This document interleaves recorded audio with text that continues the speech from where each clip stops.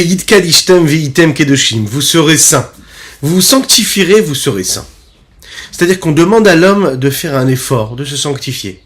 Lorsqu'il se détache de la matière, lorsqu'il quitte les plaisirs, les désirs, les pulsions matérialistes de la vie de tous les jours, ce que le monde mensonger lui offre, alors à ce moment-là, il laisse à la sainteté la place d'exister.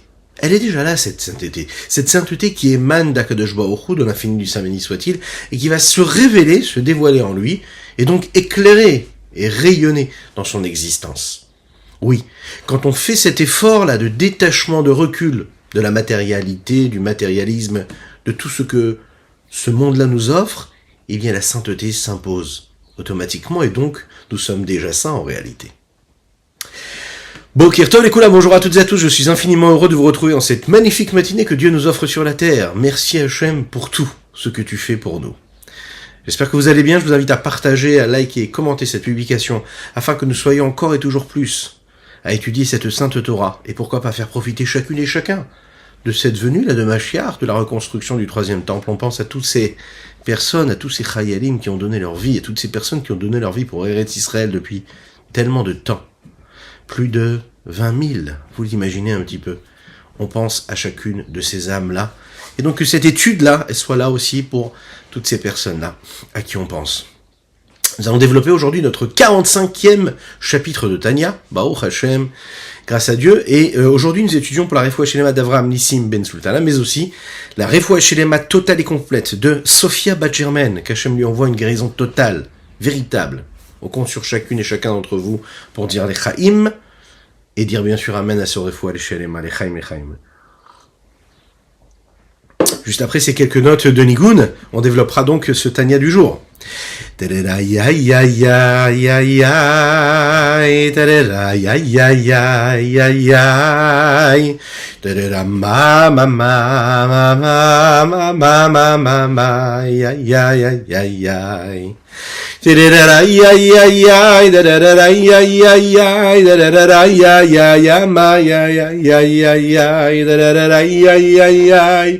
Ay ay ay ay da da da da ma ya ya ya ya ya ya ya ay ay ay ay ay da da da da da ma ya ya ya ya ya da da da ya ya ya ma da da da da da ya ya ya ya ya. Rabbi Zouché d'Anipoli, c'était une personne, un tzaddik, qui rapprochait énormément de personnes à la teshuva. Il les a aidés à revenir vers Dieu lorsqu'ils s'égaraient de la bonne route. Quand on s'égare de la bonne route, on doit faire teshuva, on doit regretter nos fautes et revenir vers Dieu. Peu importe notre niveau, peu importe l'éducation que nous avons reçue, c'est ce que nous devons faire. Mais il y a différentes façons de le faire. On peut faire la leçon à celui qui s'est égaré. On peut lui faire des remontrances, ou parfois lui faire même de la morale. Rabbi Zouché d'Anipoli lui avait choisi quelque chose d'autre. Pas de morale. Il s'identifiait à la personne qui était en face, et lorsqu'il lui parlait, il lui parlait à première personne. C'est-à-dire que sans que la personne ait besoin de dire ce qu'elle avait fait ou pas, lui, puisque c'était un tzaddik, il le savait déjà. Et il parlait de la personne qui était en face comme si c'était de lui-même. Il parlait de ses péchés comme si c'était des péchés qu'il avait lui-même commis. Et juste après avoir parlé des péchés, de ses égarements, à la première personne bien sûr, il pleurait toutes les larmes de son corps pour demander à Dieu de le pardonner. La personne qui était en face, elle se sentait entendue, comprise, sans avoir besoin de parler. Elle s'identifiait à cette douleur-là qu'avait Rabbi Zouché, comme Rabbi Zouché lui-même s'identifiait à la douleur, ou au manque, ou à la nécessité de teshuva que les personnes qui étaient en face de lui devaient et étaient censées ressentir. Et de cette façon-là, il les amenait à faire teshuva. Il pleurait pour son frère juif. Le chapitre que nous allons étudier aujourd'hui nous permet de comprendre quel est le pouvoir de la compassion, de la miséricorde. D'ailleurs, c'est pas un hasard si nous allons parler de cette vertu-là de Rachamim, la Midat HaRachamim, qui correspond aussi à ce que nous appelons la Séphirat Tiferet. Tiferet, c'est la troisième Séphira que nous abordons cette semaine-là, dans le décompte du Homer. La première, c'était Chesed, deuxième semaine, Gevura, bonté, rigueur, et maintenant, Tiferet. Tiferet, c'est cette harmonie, l'osmose, la symbiose des deux, c'est-à-dire réussir à réunir la bonté et la rigueur. Pour arriver à avoir pitié et à avoir de la miséricorde, il faut être capable d'avoir et de la bonté et de la rigueur.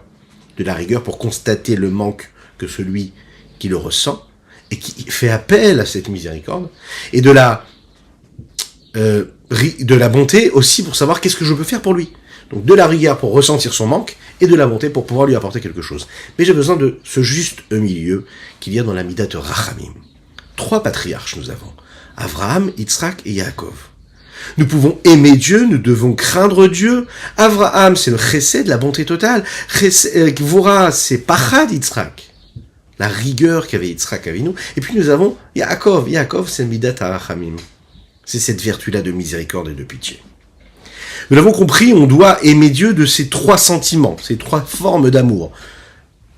L'amour, donc le chesed, comme Avraham Avinu, Gvura, comme Yitzhak, par la rigueur, par la crainte, Yirat Shamaim, la crainte de Dieu, mais aussi cette 3e-là, Séphira, qui est la Séphira de Tiferet, et qui se traduit par la miséricorde. Alors miséricorde pour qui? Pourquoi? Quand il s'agit de l'autre, en effet, on peut réveiller en nous la nécessité de miséricorde. Pour soi-même, on a tendance à ne pas avoir de miséricorde. Pourquoi? Parce qu'en fait, on justifie nos égarements ou nos manquements à travers justement ce que nous aurions pu ou dû faire. Et donc, on justifie cela, et donc nous n'avons pas en général de pitié de nous-mêmes. Oui. On va voir qu'ici, le Rabbi Shimon Zalman, il nous dit ici qu'il faut absolument qu'on ait pitié de soi-même. De qui, de quoi, pourquoi? La Neshama qui est en nous, qui est dans ce corps-là, dans ce corps si étroit, elle vient d'un endroit qui est très très élevé. Elle vient tout près, elle est tout près du trône céleste lorsqu'elle descend dans ce corps-là, ici bas. Elle arrive dans ce corps-là. Et cette Neshama-là a une mission. Sa mission, c'est de vivre le plus possible cette divinité, cette connexion à Dieu, ici bas dans ce monde-là matériel, dans ce corps matériel. Oui, mais dans ce corps, il n'y a pas que cette âme divine, il y a aussi cette âme animale. Et l'âme animale, elle va se joindre au corps pour justement attirer l'homme vers tous les plaisirs du monde, tout ce que le monde peut lui offrir. L'âme divine, elle, va devoir aussi se battre pour trouver une petite place. Ça va pas du tout être évident. Mais rappelons-nous, qu'est-ce qu'elle a vécu cette Neshama? Nous le disons tous les jours dans la Tefila. Elokai, mon Dieu, Neshama Shenatatabi, cette Neshama que tu as mis en moi, c'est-à-dire Chelek Elokam Imaal Mamash, une parcelle divine que Dieu nous a inculquée et nous a insufflé cela lors de la création, Théoraï, elle est pure. Ataberata, une fois qu'elle a été créée, qu'elle vient du monde d'Atsidut, elle descend au monde de Bria. Ensuite, elle va dans le monde de Yetzira. Ensuite, elle va dans le monde d'Asiya. Ataberata, Atayetzarta, Atanefartabi, c'est devenu mon corps. C'est devenu ce que je ressens. C'est devenu mon oxygène. Le problème, c'est que le corps et l'âme animale, nous l'avons dit, va être à la recherche de quelque chose qui est totalement contraire de ce que cette Neshama va rechercher. Le corps et l'âme animale sont centrés et sont intéressés par ce que le monde peut m'offrir à moi-même, alors que l'âme divine va chercher à savoir quel est l'intérêt de Dieu dans ce rapport qu'elle a avec la matière.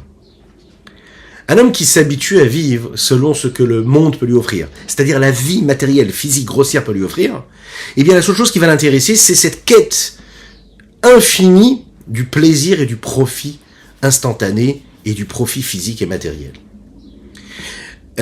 Dans ce corps-là, dans cet homme-là, il y a aussi cette petite voix-là qui veut se faire entendre et qui est en conflit permanent. C'est cette voix-là qui vient d'Akadosh Baruch Hu, qui vient de Dieu, cette Neshama, cette âme divine, qui elle veut se connecter à quelque chose de plus spirituel, de plus saint. Alors, le Rabbi Shimon Zalman ici, il faut nous dire, il faut faire appel à la Rachamim parfois. Il faut avoir pitié de notre âme. Ça suffit d'écouter que le corps. C'est normal, ok, on a des faiblesses, mais il y a un moment, il faut se réveiller et se dire, aie un peu pitié de ton âme divine. C'est ta raison de vivre, c'est ta raison d'être ici-bas sur Terre. Ok, ton corps te dicte, ton corps t'impose des choses, mais toi, tu dois avoir pitié de ton âme. L'Echaim. Et comme toujours, en Chassidut, on nous apprend que pour atteindre quelque chose, pour arriver à quelque chose, eh bien, il faut la réflexion. Pourquoi ?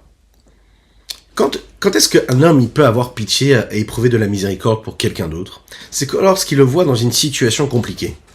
Il va avoir une personne qui est dans le manque de quelque chose, donc il va chercher la solution pour combler ce manque-là. Prendre conscience qu'une personne est dans une situation compliquée, c'est déjà une forme de jugement et d'analyse qui est contraire en réalité à ce que l'on va faire juste après, mais qui en même temps va de pair avec ce que nous allons faire et ce qui va être créé par ce sentiment et de miséricorde. Pourquoi est-ce que j'ai pitié? Parce que je vois que l'autre manque de quelque chose. Le fait que je sois conscient qu'il manque de quelque chose, c'est ce qui va faire appel en moi à cette nécessité-là de combler ce manque et donc à cette miséricorde et à cette pitié-là. Pour pouvoir avoir pitié de notre âme, il faut réfléchir. Comme toujours, nous l'avons dit, pour aimer Dieu, il faut de la hitbonenut, de la réflexion. Pour pouvoir craindre Dieu comme il faut réfléchir aussi, la hitbonenut, toujours. Réfléchir, approfondir l'idée, pour faire naître en nous ce sentiment d'amour ou de crainte. Et puis, pour la rachamim, on va le voir ici, c'est pareil. La hitbonenut, ça vient pas en réalité. La réflexion, c'est pas quand un homme il se sent bien, il est dans sa zone de confort, et quand il est dans sa zone de confort, en fait, il n'y a rien qui le dérange. Et comme il n'y a rien qui le dérange, il ne trouve pas le besoin, la nécessité de faire un effort quelconque pour aller dans une direction ou dans une autre. Lorsqu'il réfléchit, il est capable de s'extraire de sa situation, de sa zone de confort, de son état dans lequel il se trouve, pour justement aller chercher une force qui va être quelque chose d'extérieur, qui va lui permettre d'oser quelque chose de plus. C'est-à-dire de se mettre en danger. De se dire, ok, je suis prêt à perdre cette tranquillité matérialiste, cette tranquillité physique, des plaisirs de ce que le corps peut me demander et m'offrir, pour aller vers quelque chose de beaucoup plus spirituel. Ça demande un effort, et ça demande une réflexion, ça demande et ça exige une remise en question. Donc chapitre 45 qui nous est donné ici, on va le dire ici dans les mots, la première partie, Od yesh davar yeshar lifnei ish, quelque chose de droit qui est face à l'homme. La sok va Torah mitzvot lishman. On demande à l'homme d'accomplir la Torah et les mitzvot avec une intention qui est sincère, le faire parce que c'est Dieu qui nous l'a demandé. Et comment est-ce que nous pouvons le faire? Grâce à la vertu que Yaakov Avinu, de mémoire bénie, nous a transmis. Alidé midato chez Yaakov Avinu, halav shalom shimidata rachamim. C'est cette vertu-là de la rachamim. On appelle ça aussi derech yashar. Ce chemin-là qui est droit. Pourquoi est-ce qu'il est droit? Parce qu'en fait, c'est le chemin intermédiaire. On n'est ni à l'extrême du chesed, ni à l'extrême de la rigueur. On est au milieu. Chacun a quelque chose. Et se trouve dans l'âme de chacune et chacun d'entre nous, ces différentes vertus. Ils s'expriment à travers la bonté, à travers la rigueur que nous pouvons avoir, et bien sûr, cette midat arachamim. Qu'est-ce que ça veut dire servir Dieu avec la vertu de rachamim? Je peux comprendre de cela, et par cela, que servir Dieu avec la crainte, parce que je crains Dieu. Je peux comprendre aussi que je dois servir Dieu parce que j'aime Dieu. Mais, a priori, la miséricorde n'a pas sa place. Comment est-ce que je peux aimer, craindre en même temps Dieu? C'est possible? Est-ce qu'il y a quelque chose qui est intermédiaire? Alors Rabbi Shonzaman ici, il nous dit, tu vas réfléchir à quelque chose. À quoi? Les horaires de Machashavato. Il faut réveiller dans sa pensée, que ce soit dans l'amour ou dans la crainte. Ce qu'il est capable de faire, puisqu'on l'avons vu, je peux réveiller en moi cette nécessité d'aimer ou de craindre Dieu. Trila d'abord, Rachamim Rabin Mifnachem Al-Nitsus Elokoto Amechaya Nefesh. Je dois d'abord avoir pitié de Dieu. Ça fait bizarre de dire une chose pareille. Mais réellement, c'est ce qui va nous amener à une forme de sincérité en réalité. Je vais avoir pitié de Dieu. A priori, qui je suis moi pour avoir pitié de Dieu? Mais en fait, j'ai pitié de cette étincelle divine qui est en moi, et lui, bien sûr, je peux avoir pitié de lui. Vous vous souvenez, l'exemple que nous avons donné dans le chapitre précédent qui concerne le fils du roi, qui se trouve en captivité. D'accord? Eh bien, il est en captivité. Eh bien, l'étincelle divine qui est dans notre corps, elle est aussi en captivité, elle est en exil. Bien sûr que c'est un fils de roi, mais il n'est pas habillé comme le fils du roi. Il a des vêtements qui l'entourent et qui ne lui correspondent pas du tout. Cette étincelle divine, elle est dans notre corps, mais on pense qu'elle est heureuse, mais pas du tout. Elle est là, cette étincelle-là, cette âme divine, et elle se forme et elle est entourée d'habits qui ne sont pas les siens. C'est-à-dire, les habits du monde. Ce que le monde offre.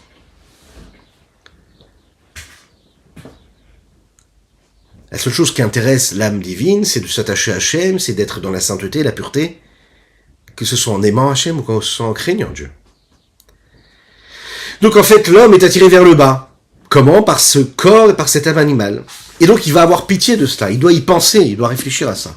Et il doit faire tout le voyage et se dire à Yarad, il doit se rappeler que cette étincelle divine est venue de sa source première qui est la source de la vie de l'infini, qui remplit tous les mondes, qui fait vivre et qui permet à chaque élément d'exister, chaque petit élément d'exister de manière précise et particulière. Et Sovev Kolalmin, ce qui entoure les mondes, l'existence même.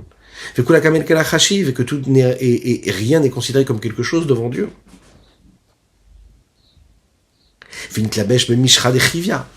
Et de ces niveaux-là, aussi élevés, cette étincelle divine a fait ce long voyage pour s'habiller ou dans quoi?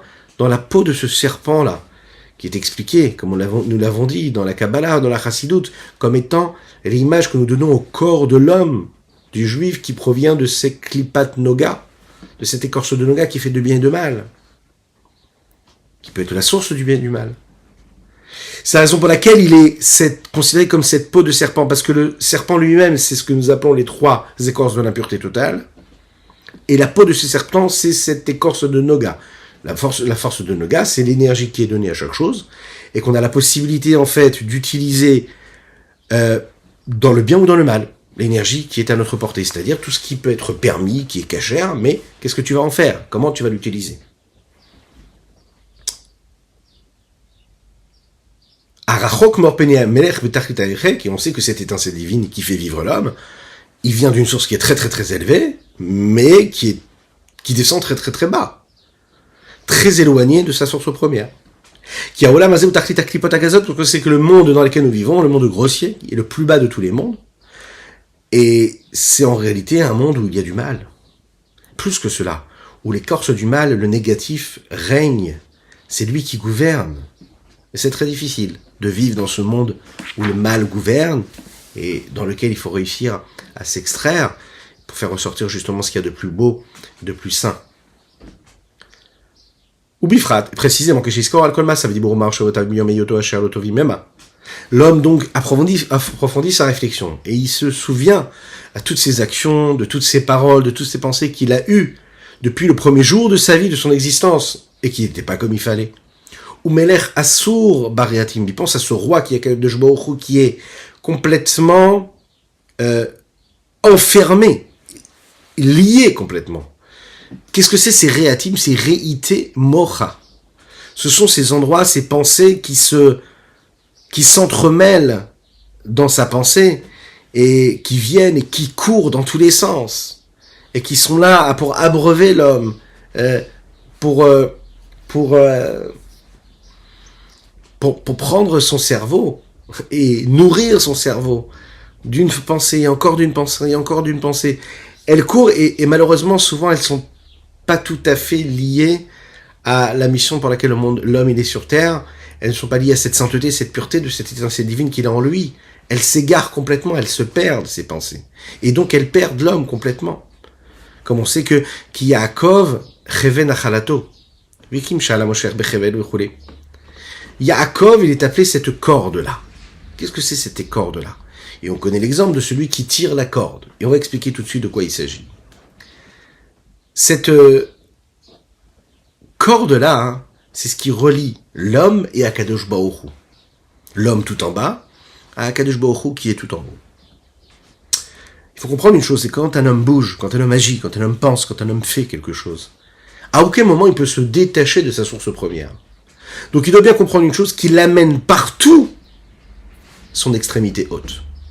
Quand en bas, toi, tu as une pensée qui est négative, eh bien tu dois bien comprendre une chose, que comme toi tu es relié à Dieu, tu es en train de prendre Dieu et tu l'amènes dans ta pensée négative. Tu es en train d'agir négativement, mais tu amènes l'extrémité haute de ta corde, puisque tu es attaché à l'infini du Saint béni soit-il, et tu l'amènes avec toi dans ta mauvaise parole. Et la même chose dans les actions. Donc il faut imaginer un petit peu ce que ça veut dire. Yaakov Cheven Chalato, c'est vraiment qu'on amène Dieu partout, et qu'on l'amène dans notre exil malheureusement. Comme il est dit, Veusot Galut Ashrina. C'est ça la chute vertigineuse et l'exil que la Shrina éprouve. Pourquoi est-ce que la Shrina, elle est dans cet exil-là? Quel rapport y a-t-il entre la Shrina, la présence de Dieu, et les fautes de l'homme? Ben c'est ce qui est justement, c'est ce qui est dit. Ashochen, Itam, Betor, Tumotam. Il faut savoir que Akadosh Baruch Hu réside avec nous dans notre impureté. C'est tellement triste de le dire, mais on l'oublie. L'homme, quand il s'inscrit à travers sa vie à lui personnelle, il peut très bien se dire, bah, c'est pas grave, qu'est-ce qu'il y a, qu'est-ce que j'ai fait? C'est ma propre vie. C'est ma propre pensée que j'ai salie, que Dieu nous en préserve. C'est ma propre parole, c'est ma propre bouche, c'est mes actions, ce sont mes actions, c'est ma vie. Mais un juif, il doit comprendre que non seulement il est en train d'impliquer, pas seulement lui, mais aussi ses proches, son peuple juif, puisqu'il est attaché à tous ses frères, mais aussi à Kadosh Baruch Hu, il l'amène aussi dans l'impureté dans laquelle il peut se trouver malheureusement. Pourquoi? Parce que c'est comme cette corde-là, où quand tu es dans cette corde-là, quand tu tires cette corde-là en bas, eh bien là-haut aussi elle bouge. D'accord? Et un petit mouvement en bas, ça fait bouger en haut. Avec beaucoup plus de force d'ailleurs. L'impact, il est phénoménal. Donc en fait, on doit bien comprendre une chose, qu'il n'y a pas d'acte innocent, qu'il n'y a pas de pensée innocente, et qu'il n'y a pas du tout, d'action qui soit innocente. Il faut savoir qu'on amène en fait la Shrina avec nous, et qu'on l'amène dans cet exil-là. Il faut bien comprendre cela. Echaim.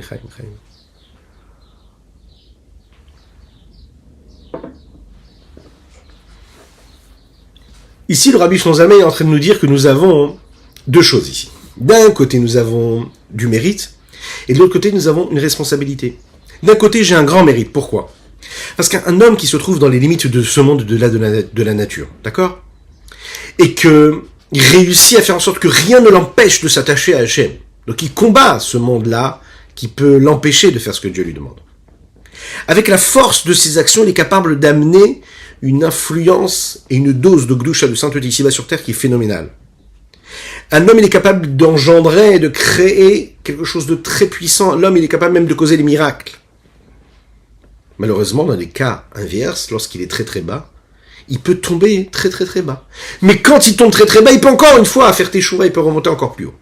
Donc il a un pouvoir extraordinaire du côté positif. D'un autre côté, il y a ce qui est négatif. C'est-à-dire la responsabilité, dans le sens négatif, responsabilité de ne pas tomber dans le négatif. Étant donné que nous avons le nom d'Akadosh Baruch Hu en nous, que la Shrina elle est en nous, que la présence de Dieu elle est en nous, alors on doit bien faire attention à tout ce que nous faisons. On doit se souvenir qu'on est pur, qu'on est saint. On doit se rappeler que quand par exemple le mauvais penchant nous attire vers quelque chose de négatif, nous tente, d'accord, veut nous faire tomber et veut nous amener à faire l'inverse de la volonté de Dieu, on doit se renforcer en se disant attention, je ne suis pas n'importe qui. Je porte en moi le nom d'Akadosh Baruch Hu, je ne peux pas faire n'importe quoi. C'est-à-dire que quand tu t'associes à Dieu, que tu associes Dieu à ta vie, que tu prends conscience qu'il est en toi, ça te permet déjà de ne pas faire quelque chose de négatif, mais en plus de ça, ça te donne la responsabilité de prendre conscience de la grandeur que tu as. Et là, à ce moment-là, c'est ça le sentiment de miséricorde que l'on peut réveiller en nous. De se dire, ok, pour moi, c'est pas grave, même si pour moi j'ai trouvé des raisons pour lesquelles, chas v'shalom, je me dis, c'est pas grave si je fais ça ou ça, ou bien j'ai des excuses, pas des excuses de tout, de plein de choses, pour faire une avéra. On a toujours des excuses, malheureusement, les tzara, il en trouve. Mais dès l'instant où on pense à quelqu'un d'autre, dès l'instant où on se dit, attention, si je fais quelque chose de mal, ça peut avoir de l'influence sur Akadosh Baruch Hu lui-même, alors là, peut-être on aura pitié et on va pas faire ce qui est négatif. C'est la raison pour laquelle Rabbi Shlomo ici, il dit, faut avoir pitié de notre âme divine. C'est la raison pour laquelle, quand tu as pitié, alors tu fais teshuva. Quels sont les trois éléments qui nous poussent à faire teshuva? Un homme, il se réveille avec un amour pour Dieu. D'accord? Alors, comme il aime Dieu, il a envie d'accomplir la volonté de Dieu, donc il fait teshuva. Par amour pour Dieu. Il se sent éloigné de Dieu, donc par amour pour Dieu, il veut se sentir proche, donc il va faire teshuva. Il y a celui qui va faire teshuva parce qu'il a craint Dieu. Il a compris que Dieu est le grand, Dieu c'est le maître du monde, donc il prend sur lui le joug de la royauté céleste, et donc il accepte, il prend sur lui la responsabilité d'accomplir la Torah et les mitzvot. Et puis il y a la teshuva qui vient par la pitié, par la rachamim. D'un coup, il prend conscience de là où il vient. Il comprend que c'est le fils du roi des rois, Kadosh Baruch Hu, le roi des rois. Il prend conscience de la chute vertigineuse de cette étincelle divine qui est descendue dans son corps, ici-bas, avec cette âme animale. Ce souvenir-là l'entraîne et le pousse à revenir vers Dieu et d'accomplir ses mitzvot. Alors, quand on parle ici de faire teshuva, on ne parle pas d'une personne, par exemple, qui ne faisait rien dans la Torah et les mitzvot. On parle même de quelqu'un qui accomplit la Torah et les mitzvot tous les jours, mais qui n'est pas encore ce grand tzaddik, qui est complètement détaché de toutes les contraintes du monde. et qu'il est conscient qu'il s'égare parfois de la bonne route, qu'il ne fait pas assez ce qu'il devait faire, donc il a pitié de la parcelle divine qui est en lui. Ve'alze ne'ema, et c'est sur ceci qui est écrit, Yeshuv al-Hashem yirachameu, il reviendra vers Dieu et il aura pitié. Les orei rachamim rabim al-Shem Hashem ashochin itanu, réveillés de la miséricorde démultipliée et débordante que nous avons sur le nom de Dieu qui réside parmi nous, qui est directif comme il dit, ashochin itam de tortumotam, celui qui réside avec vous dans votre impureté. Un homme prend avec lui partout son âme divine. Malheureusement, ou heureusement, en tout cas, l'âme divine, on ne peut pas la laisser au vestiaire. On ne peut pas se dire, ce matin, je me lève, je vais faire tout ce que j'ai à faire, mais je la laisse à la maison, et puis ce soir, je la récupérerai. Ou bien je vais à la synagogue, je fais ma prière, puis je laisse mon âme divine dans ma pochette de talit et de téphilines, et puis je continue ma journée, et je vais aller dans ce monde-là physique et matériel. Non, un homme, il ne peut pas vivre comme ça, c'est comme ça. Il le prend partout avec lui. C'est l'histoire d'un grand chaliar du Rabbi Yosef Yitzhak, que Rabbi Yosef Yitzhak avait envoyé, qui a un jour eu envie d'aller étudier dans une université. On sait très bien que dans la dynastie Chabad, dans l'éducation Chabad, on ne fait pas faire d'études profanes aux enfants, aux jeunes, jusqu'à ce qu'ils soient en âge de se marier, qu'ils se marient, et qu'ils aient besoin d'une parnassa, et là, en fonction, alors chacun il prendra la direction qu'il doit prendre. Mais pendant toutes les années de l'apprentissage, de l'éducation, on reste dans ce domaine-là de Kdusha, on n'étudie que du Kodesh, que de la sainteté, pas d'études profanes. Et donc, à cette époque-là, ce chaliar qui est envoyé par le Rabbi Rayatz, Rabbi Yosef Yitzhak, il a envie d'aller à l'université pour étudier.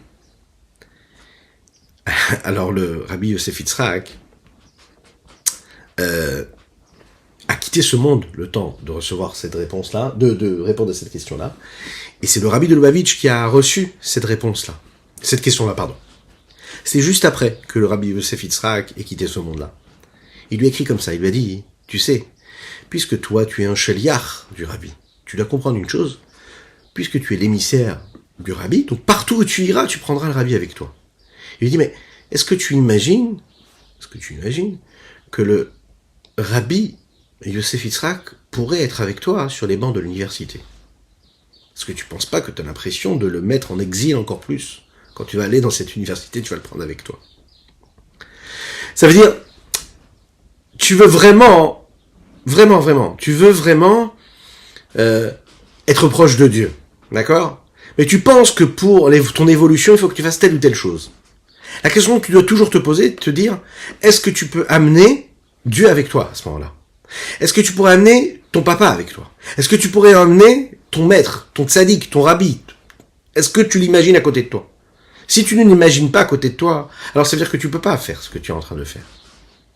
Ça demande beaucoup de remise en question, mais c'est aussi une question d'honnêteté, ça. Si on est capable d'accepter ça, hein, on est épargné de plein de mauvais égarements qu'on pourrait avoir dans notre vie, de la légèreté qui pourrait nous surprendre dans notre vie. Prendre conscience que l'étincelle divine elle est avec nous, ben ça veut dire que je l'amène partout avec moi. Et si je suis conscient de ça, ben je vais pas aller n'importe où, je vais pas dire n'importe quoi, je vais pas penser à n'importe quoi, je vais pas regarder n'importe quoi. Il faut vivre avec cette réalité-là. Ça rappelle une autre histoire. Un jour, il y a un chaliar du Rabbi qui a demandé au Rabbi, il a posé une question au Rabbi, il lui a demandé, voilà, j'ai la possibilité d'aller dans un grand match de baseball, je crois, ou de basket, et comme vous savez, aux États-Unis, il y a ces clubs-là où les gens sont tous ensemble, et puis ils ont des bonnes places pour aller voir un bon match. Et puis, de cette façon-là, il crée comme ça des réseaux, et de cette façon-là, il s'est dit, je vais avoir un bon réseau qui me permettra d'avoir des bons donateurs. Et de cette façon-là, je pourrais encore faire mieux dans tout ce que je fais, pour diffuser la Torah et les mitzvot. Donc, il pose la question au Rabbi, il lui demande, il dit, qu'est-ce que pense le Rabbi? Est-ce que je peux aller à ce match de foot ou de baseball? Et le Rabbi lui répond, il lui dit, puisque tu es le chaliar du Rabbi, partout où tu vas, il faut que tu comprennes que tu prends le Rabbi avec toi. Est-ce que tu penses que le Rabbi pourrait être assis avec toi dans ce match de football, de baseball? La réponse, elle est là. Vous l'imaginez bien, ce chaliar n'est pas allé à ce match de football. Parce qu'il faut connaître sa place. Partout où on va, on emmène avec nous notre âme divine.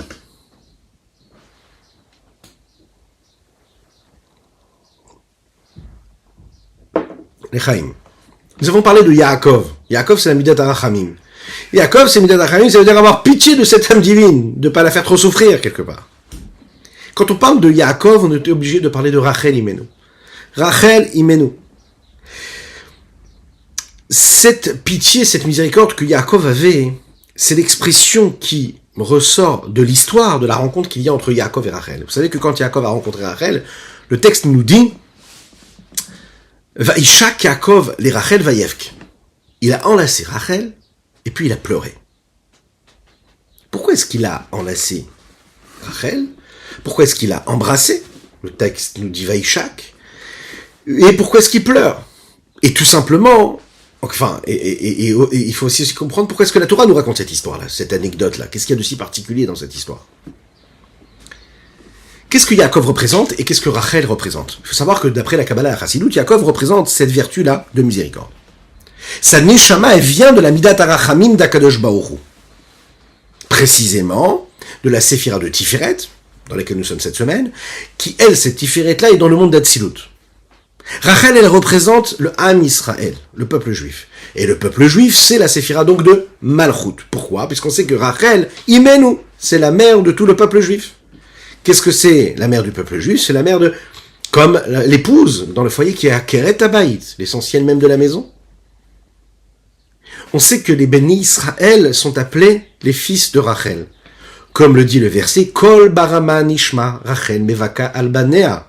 On le dit que jusqu'à maintenant, Rachel Imenu, qui est enterrée en Eretz Israël à Yerushalayim, eh bien, derrière Bethléem, hein, elle pleure jusqu'à maintenant pour ses enfants. Elle pleure pour tout ce qu'ils subissent. La rencontre qui est entre Yaakov et Rachel, elle cache quelque chose de beaucoup plus profond. Elle cache en fait la rencontre qu'il y a entre la vertu de Rachamim, de miséricorde, qui est représentée par Yaakov, et les Neshamot et les âmes du peuple juif, qui sont représentées par Rachel. Yaakov va monter ce peuple-là, va faire naître ce peuple-là. Et il voit directement que le peuple juif va subir une chute phénoménale. Il voit déjà, en fait, que le peuple juif, qui va être son peuple, que Dieu lui demande de créer, de façonner, de faire grandir, de faire naître, il voit déjà qu'il va tomber en exil d'Égypte, il voit qu'il va tomber dans l'exil babylonien, et jusqu'à notre exil dans lequel nous nous trouvons, Bezrat Hashem, pour quelques instants encore, puisque la délivrance arrivera. Toutes ces exils-là, elles ne sont que le passage physique d'un endroit à un autre endroit, des transferts, on se retrouve éparpillés dans toutes les nations du monde, d'un endroit à un autre. Mais on sait très bien que tout ça, le but essentiel de tout ça, c'est d'arriver à la venue de Mashiach, la reconstruction, là, Kibbutz Galuyot, on va tous se retrouver tous ensemble. La descente de cette Neshama, là, ici-bas sur terre, c'est ce qui est représenté ici par cette histoire du peuple juif, qui va venir d'un endroit qui est très élevé, qui va se retrouver, en fait, parmi toutes les nations, parmi le mélange, l'assimilation, le fait qu'on soit dans toutes ces nations du monde, dans toutes les parties du monde, et qu'on puisse malheureusement se perdre, et qu'on soit perdu aussi parfois dans cette impureté. Quand Yaakov y voit Rachel, il se dit voilà donc, la vertu de Rachamim qui rencontre Rachel, qui représente le peuple juif, qui ce peuple juif-là, c'est ses âmes juives, qui eux vont se retrouver comment? Dans les 49 niveaux d'impureté de l'Égypte, et ensuite, dans l'impureté totale qu'il va y avoir à Babel, la destruction du premier et du second temple, il voit tout ça, Yaakov. Comment est-ce qu'un père ne peut pas pleurer quand il voit la détresse dans laquelle ses enfants vont tomber, que Dieu nous en préserve? Donc il pleure, c'est normal qu'il pleure, parce qu'il est face à la réalité. Alors on ne parle pas ici d'un pleur pour un pleur. En fait, ce pleur-là, il est là pour réveiller la miséricorde qui est en lui. C'est de la miséricorde qui va amener à porter un changement. C'est-à-dire, réparer la situation dans laquelle on va se trouver pour revenir à notre état initial, à la source première. Yaakov réveille la miséricorde qu'il a pour Dieu, chez Dieu, pour le Ham Israël, pour le peuple juif, qu'il les délivre de cet exil, qu'il les fasse monter de cette chute-là. Il rappelle, en fait, à chacune et chacun d'entre nous, que notre zone de confort, là, le fait d'être en exil, c'est pas normal. C'est pas notre milieu naturel. Notre milieu naturel, c'est d'être en Eretz Israël, d'être à Yerushalayim, d'avoir le Beth Amikdash, de pouvoir apporter les korbanot, de vivre sereinement, dans la plénitude, l'abondance matérielle et spirituelle, la connexion à Akadosh Baruch Hu, à Dieu, à l'infini du Saint béni soit-il, dans la pureté et la sainteté. Le milieu naturel de l'être humain, c'est d'être dans un monde de paix, de sérénité, tranquille, voir la grandeur de Dieu. Yaakov Avinu pleure pour ça. Prenez conscience de là où vous êtes, c'est pas ça votre milieu naturel.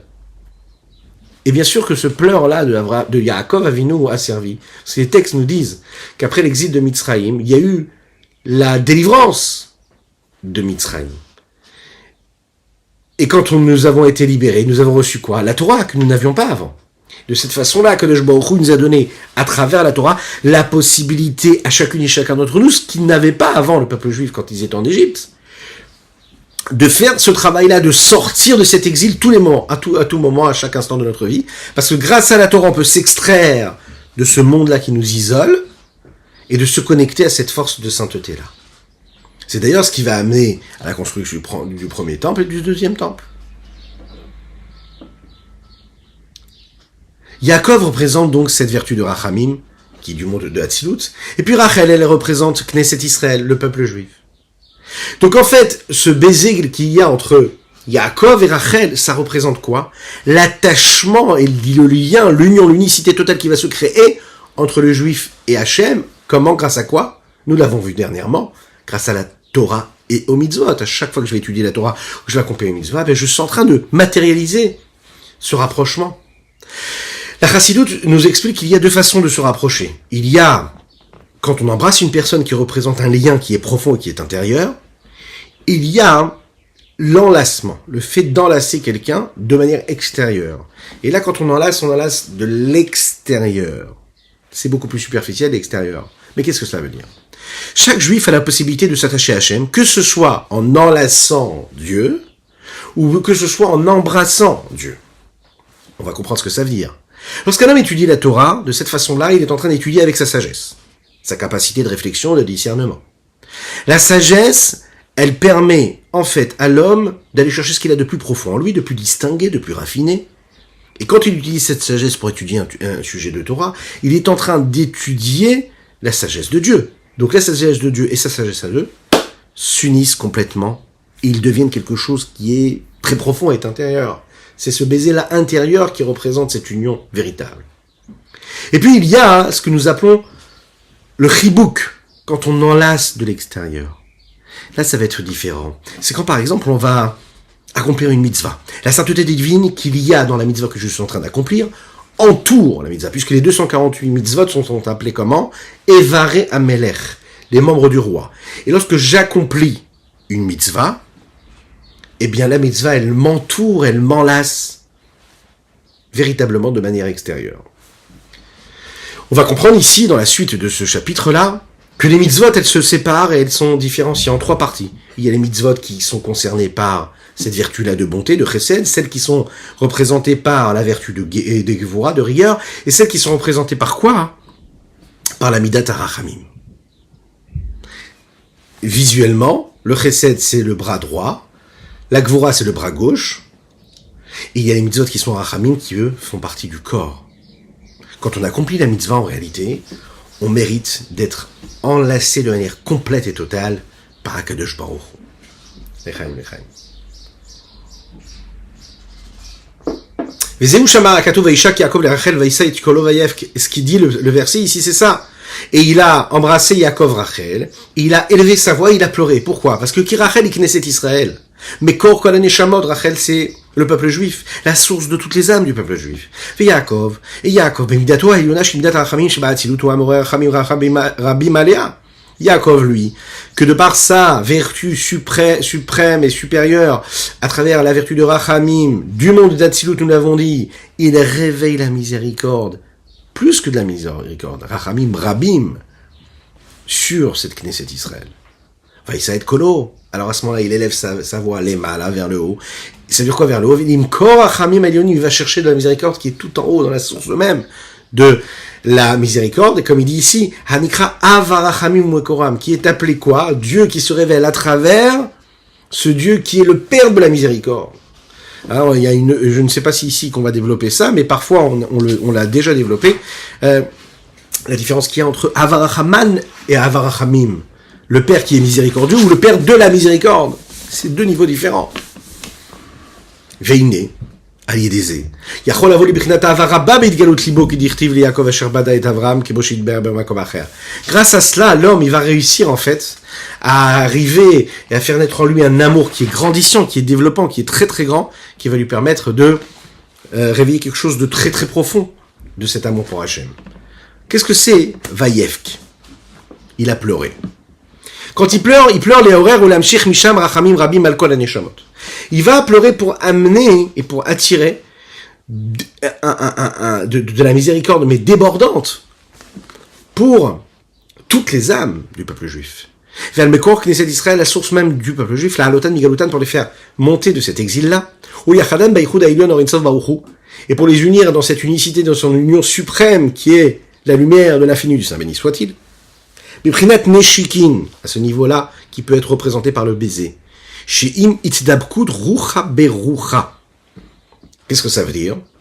Ça veut dire le lien et le contact qu'il peut y avoir entre le souffle, cet entremêlement des souffles qu'il y a, qui moshekatu vishakenu min neshikot piyu, comme le dit dans les Shirachirim, un véritable baiser qui est l'expression même de ce qu'il y a de plus profond entre deux êtres.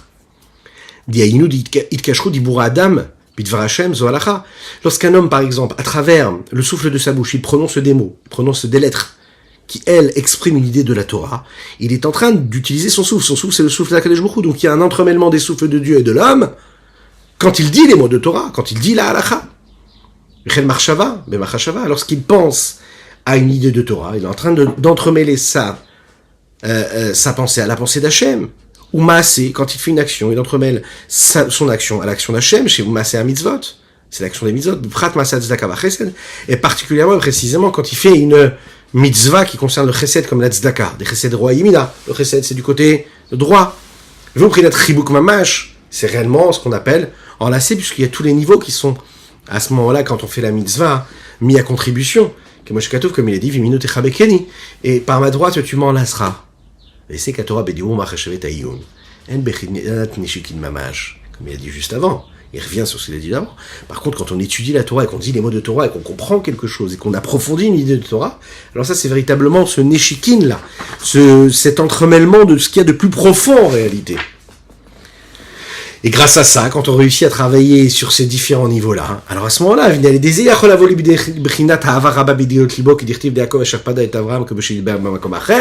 là, Yaakov, il peut libérer Abraham.